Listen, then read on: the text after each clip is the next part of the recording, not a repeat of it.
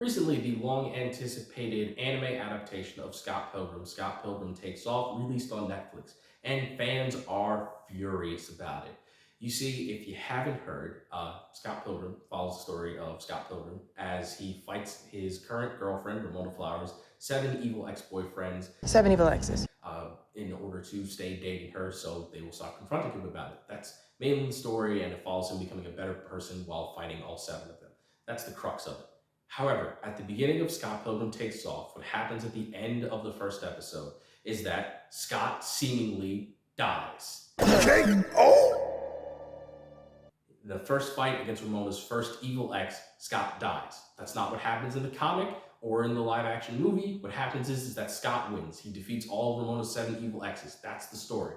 But in Scott Pilgrim Takes Off, Scott dies at the end of the first fight, and Ramona becomes the main character of Scott Pilgrim Takes Off. And people have lost their minds over this twist. And to be perfectly honest, it's really stupid. I'm sorry if you thought this was going to be a video about me talking about how like it's completely justified and how, Scott should be focused on and, it's bad and woke and all that stuff. No, okay? Stupid, okay? That whole ideology of dropping this series specifically because of this plot twist is absolutely stupid. I will never get behind it, and this video is going to be me breaking down why that philosophy is absolutely ridiculous. So, let's get into it. Oh man, this is going to be a good one.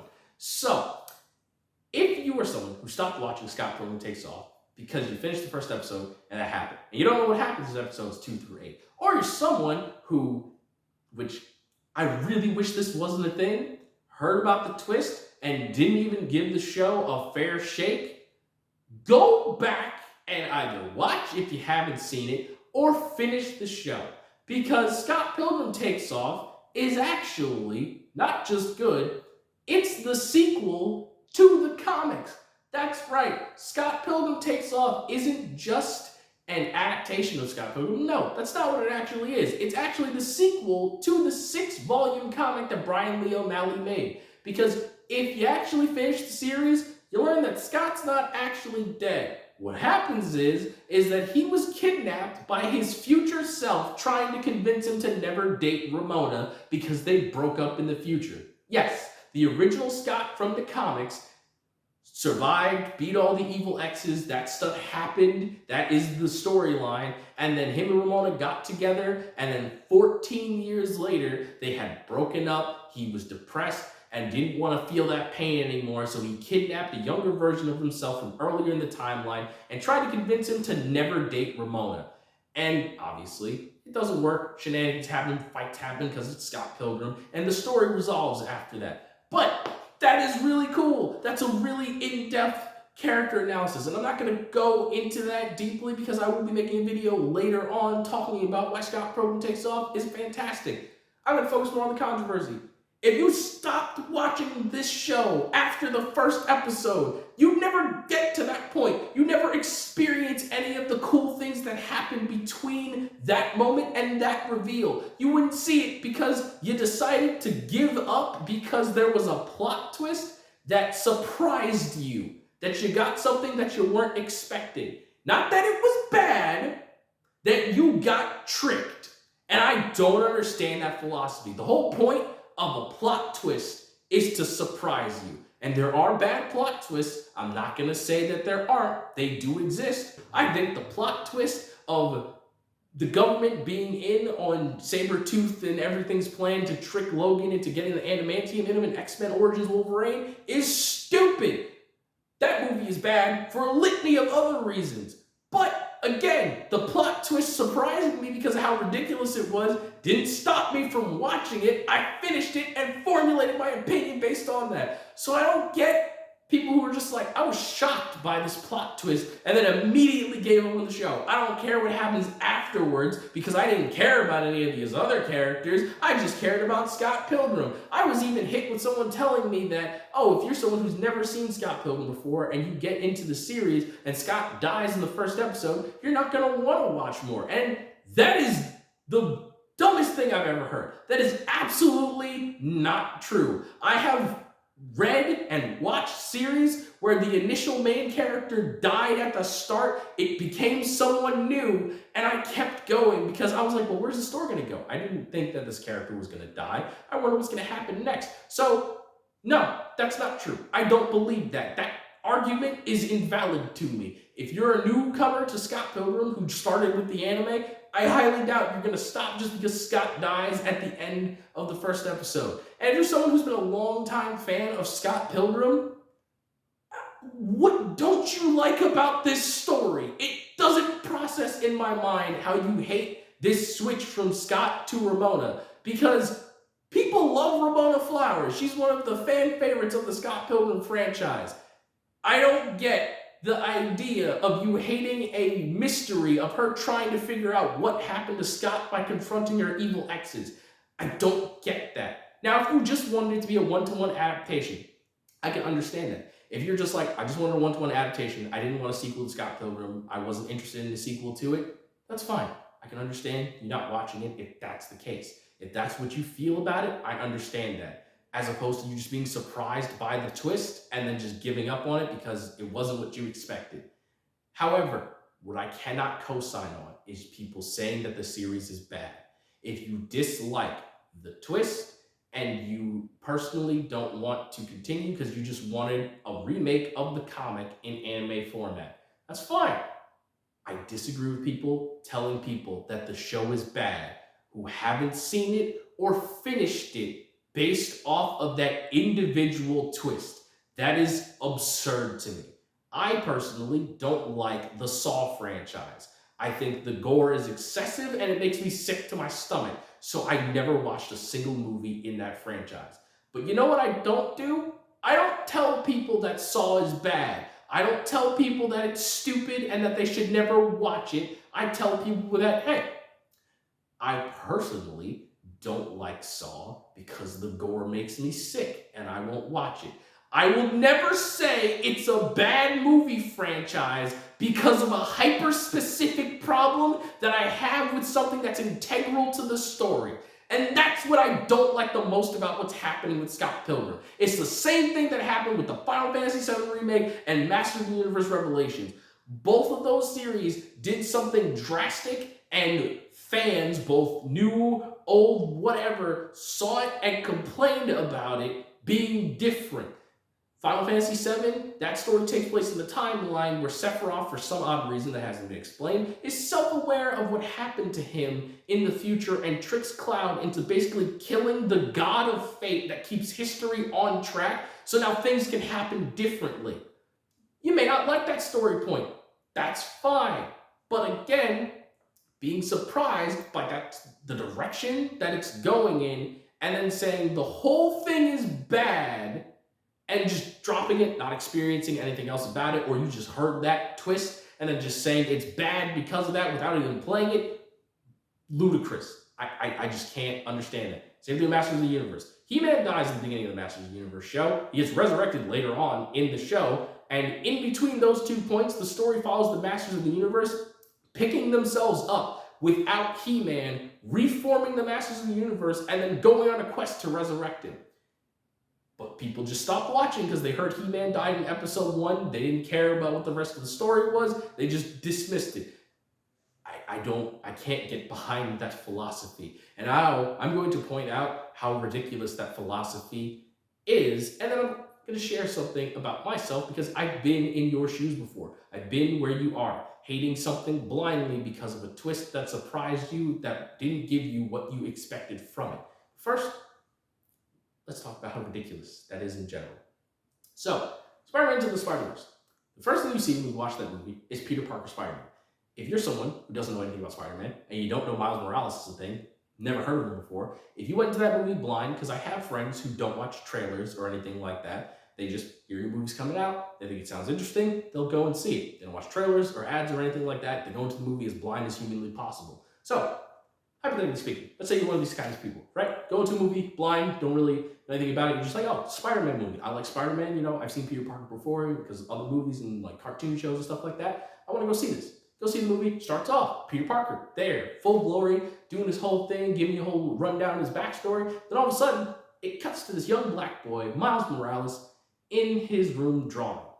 You're gonna be confused, right? You gotta know what's going on. Then it's gonna follow him for a bit. He's gonna get bitten by a spider, gain abilities, and then Peter's gonna find him. He's gonna offer to train him. Then you'll probably think like, oh, so this is a movie about Peter training his apprentice? That'd be interesting. And then Peter dies immediately after that. You're not gonna walk out of the theater. You're gonna sit there and you're gonna watch the rest of the movie. I know you did, because that movie has made tons of money and is beloved worldwide. So explain to me why that's okay, that you are first shown Peter Parker, making you think he's the protagonist, then it switches to Miles Morales, and then Peter dies, confirming that he was never the protagonist in this, that it is Miles. Why didn't you give up on it? Why didn't you walk out of the theater or turn the movie off on Netflix or wherever you were watching it? Why didn't you give up if that was the case? Why didn't you give up on the franchise as a whole and say it was terrible? Go online, say the movie's terrible, nobody should watch it, stuff like that, just because it switched protagonists in the story. Because it's stupid, right? You hear how stupid it sounds? You wouldn't say any of the stuff that people are saying for Scott Pilgrim right now, because it's ludicrous to give up on the story that you've started watching because of that, right? It's ridiculous. I have one more example. Rogue Sun, right? It's a comic that I personally like. Probably one of my favorite superheroes right now. You were first introduced to that character in a crossover comic called Supermassive. And in that, Rogue Sun is a different person. You're introduced to this different person, you learn about him, you learn his ideals, a bit of his backstory, and then he gets a premonition of the future that he might die. I thought that this was going to be the story of the standalone Rogue Sun comic. So I picked it up, I started reading that after reading Supermassive, because that's how the story goes. And then in the first few pages, he dies, and his son becomes the new Rogue Sun. And I didn't particularly like his son. His son is big of a dick, he's a bully, he's not as likable as his dad. I wasn't a fan of this change because I wanted to follow the original. But you know what I didn't do? I didn't close the book. I didn't stop reading just because there was a twist that I didn't agree with. I kept reading to see where it had to go. It happened for a reason. It was in the story for a purpose. And I ended up loving where it went with the story. It ended up being really good. So once again, I don't get the idea of the second a twist happens that surprises you, you stop interacting with the piece of media that you are a part of. I just can't imagine walking out of a movie, turning off a show, just because something happened that caught me completely off guard. And now, to be a little bit nice, I'm going to share with you the time where I felt exactly how some of these fans feel. I'm going to share the time when I was younger. I was 14 years old. May 4th, 2013, I went and saw Iron Man 3. I caught the first showing in the morning, and I hated that movie when I first walked out of it. I thought it was terrible. Why? Because the plot twist about the Mandarin. The whole bait and switch thing with the Mandarin not being the Mandarin. He was an actor, and it was really Aldrich using the extremists to get his way, and the Mandarin was just a faceplate to get all the attention off of him. I didn't like it at first. I hated it because I grew up and got connected to the character of Iron Man through the Armored Adventures animated series on Nicktoons. And in that, the Mandarin is the main antagonist. I saw the two of them clashing in that. It brought me into the character of Iron Man. It made me think he was cool. And I wanted to see that fight on the big screen. So when I heard Iron Man 3 was going to be that, I was super excited. Then I saw the movie, and I found out that the Mandarin was actually... My name's Trevor Slattery. Actor. I was just like, well, this is what I wanted. And then the blinders came down. I was mad. I didn't care about all the other cool things that happened in the movie that I would like. Blinders stayed up, and for years I hated the movie. Until one day, I got hold of it. Took them off. I said, you know what? Let me go back, rewatch Iron Man 3, because I remember I hated it because of that plot twist. I went back, I realized it was actually executed very well. It was a good story element. It made the movie better, and the movie as a whole was actually good. I stopped being angry just because I got caught off guard by a plot twist and enjoyed the movie for what it actually was. And I feel like if people actually watch Scott Pilgrim Takes Off and finish it through its entirety, they will like it for what it is. If you're a fan of the comics, you will like it because it gives you something that we actually didn't get in the original comics in great exploration, and it makes it interesting. I just can't understand hating something you haven't seen and telling people to hate it alongside you when you haven't experienced it. I can't understand giving up on something because you got surprised by a plot twist. I can understand you're not liking it, and then by the time you're done with the thing, saying as a whole it was bad and it started with that twist. That I can understand. But the sheer raw hatred because Ramona became the main character for the middle chunk of the series. Scott's still the main character, by the way. First episode, the end of episode 6 and 7 and 8, Scott is the main character. Ramona's just the main character for the middle half, where it's a mystery about her finding out where Scott is. So from like 2 through 5 and like half of 6 is when that happens. So like, I don't get it.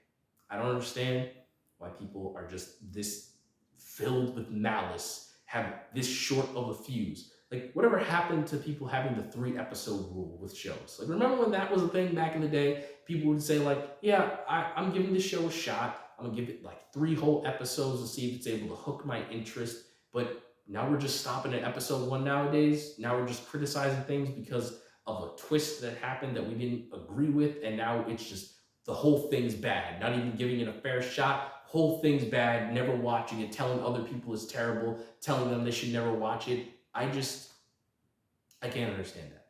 And it's not like I'm devoid of hating things. I hate things a lot. There are a lot of movies and stuff that I dislike, story beats that I'm not a fan of, but something just catching me off guard, I learned a long time ago, just makes you like an ignorant child.